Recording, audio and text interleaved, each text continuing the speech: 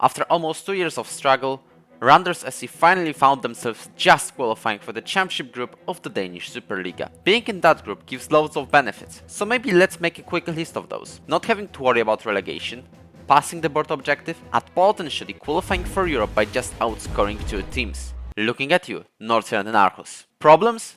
You might just get battled like 7 times out of 10, and realize 6th place might be our current peak. Is it true? Let's check it out. Guess our first 2 opponents.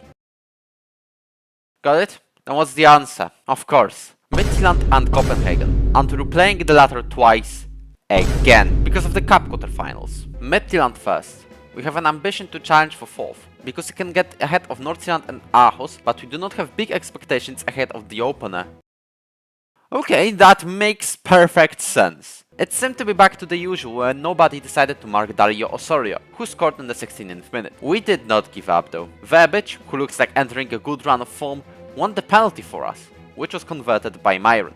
A huge win for us, which could be even higher if Myron was not marginally offside here. It made us go straight up into 4th, which, if Copenhagen wins the cup, could mean we'll go into a European place playoff. But first, they have to win against us. Parken has already brought us a surprise draw in the first round of the season in the league, but today it looked like it wasn't happening with the amount of chances the home side was creating. But they cannot convert it so far. We've got 1 chance. John Bjorkengren played a long ball to Lachtenmäki, who made a spin in the penalty area, sent it to Verbic, who tucked it home for an opener. Kike got an open chance, same as Braithwaite, but both got stopped by Lukas Lund. Our keeper can really become a star in some performances, and it was one of them. Copenhagen didn't find any more chances, which meant we advanced to the semi-finals of the DBU Pokalen, but the league tie against the Lions was still awaiting, and they are hungry for revenge.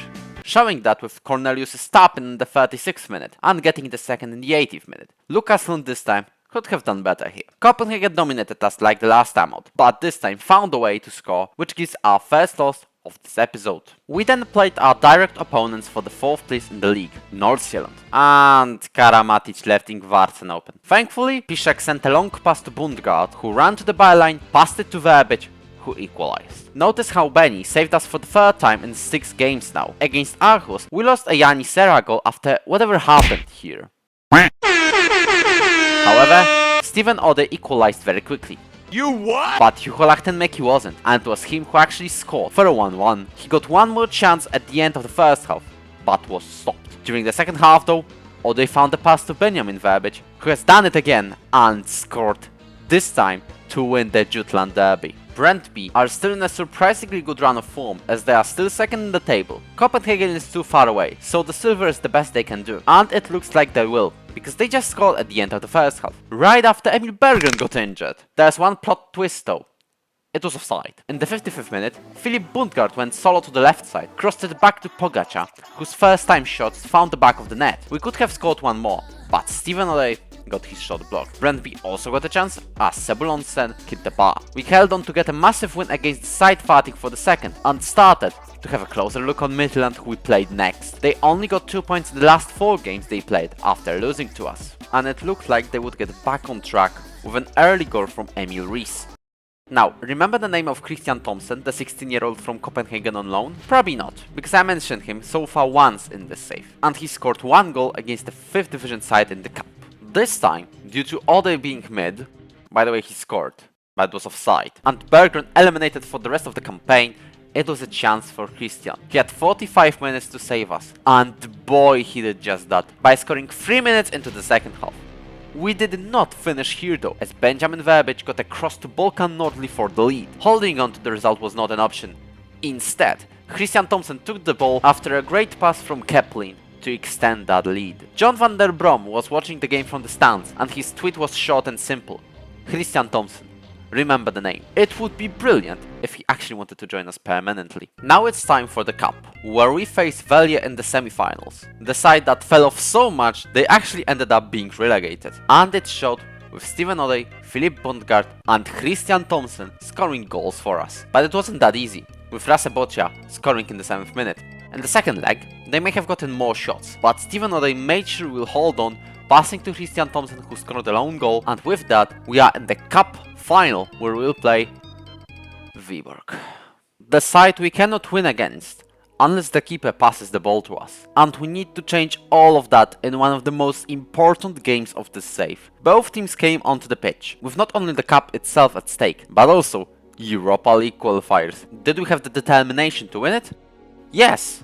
We really wanted to get this trophy, so much that nothing happened in the first half. In the second half though, Nemanja Jovic got his shot blocked, but Mats Sondergaard was there to open the scoring. Good news though, Steven O'Day found space in the penalty area to equalize. It looked like we'll be going to extra time, with not too many chances created, but Lukas Lund basically blundered this save of a free kick, resulting in Paulinho's rebound to get Viborg the lead. We went all in for the rest of the game. We were pressing and trying to create a chance, but it left us vulnerable to Ibrahim Said's goal, which solidified their victory in the Danish Cup. It was really painful. We got a big chance to end the save with a trophy. We're this close, but it looks like it wasn't meant to be. But we still have a couple more league games, and a real chance to maybe even go for that third place. Despite the fact Copenhagen just decided to obliterate the league entirely and were already champions, we at Randers FC believe we can put on some resistance against them. We lost in the 11th minute. But I said resistance, and I meant it. And the resistance it was, with John Bjorkengren sending a long ball to Steven O'Day, who scored into the near post. It wasn't the end though, with Balkan Nordi's header. This man got injured 5 minutes before that. We were leading into half-time, but Jordan Larsson scored again in the 63rd minute, and Andreas Cornelius placed his header in the top bins. We fought hard, but we still took another L against the ones in white. But we were far ahead of Aarhus and Nordsjælland enough to confidently think about attacking the third place of Midtjylland, who were on an abysmal run of form by the way. Really, Christian? Really? We were down to 10 men for 70 minutes, and had to go for it without the striker technically. But the concept of 10-man teams being OP in Football Manager showed itself again, with Bundgaard scoring from the spot. Ingvarts didn't want to make it easy by equalizing, but we got one more goal right at the kickoff, with Philip Bundgaard getting round the keeper, crossing it into the box, where Steven O'Day gave us a massive win. We jumped into third in the league, which would mean a European place playoff if we keep it. What is this corner defending? Giftlings doubled the lead and Poulsen finished the job. We got one back, but Aarhus was simply better. Midtjylland drew Brøndby, and that put us level on points with them. Midtjylland needs to lose if we want to get ahead of them. They're playing Nordsjælland, and we faced Brøndby. Let's start our game. Siffius Park was not welcoming the ones in yellow at all. Steven O'Day started the party, Myron van Brederode was the first to the ball in the penalty area, and O'Day made sure it was free in the first half, with a massive error from Radošević. O'Day made it a hat-trick in the 70th minute, and although we conceded from a very controversial penalty, we did what we were supposed to do. And Midtjylland lost. That means third place for us, and the European place playoff against Odense, who finished 7th in the league. As I told you in the first episode, the champion gets a qualifying spot for the Champions League, usually third round or playoffs, depending where the Danish league is in the coefficient. With the new league phase system in Europe, the cup winner gets a Europa League qualifier. The second team, or third, if the cup winner is in top 3, gets a Conference League prize, while the third or fourth plays the top of the relegation group for the final European ticket. We really have a big chance to go for a European adventure. We just need to win this one game. Although nothing really happened in the first half, Odense corner was stopped. A long ball was sent to Philip Bundgaard, who got a 1-2 play with Steven O'Day to give us the lead. Philip then got fouled in the penalty box. VAR gave us a pen, which Philip missed. However, he really wanted to compensate for that with a powerful shot into the bottom corner to double our lead. Kadri may have scored one back, but it was too little, too late. We at Randers are going on a European tour. Or we would if I was continuing the save. To be fair, I don't have plans of getting FM24, and I will be honest with you, I started playing Football Manager and uploading those videos just get momentum on my YouTube channel. It was a very fun save though, despite the problems, and it's good that we ended it on a high, as we arguably gave Randers their best season in their history, or at least the second one, equal to 2012-2013. Depends on if you think cup win and 5th place is a better deal. I hope you enjoyed it. If you did, you can hit the like button and subscribe to the channel. I'd be really grateful for that.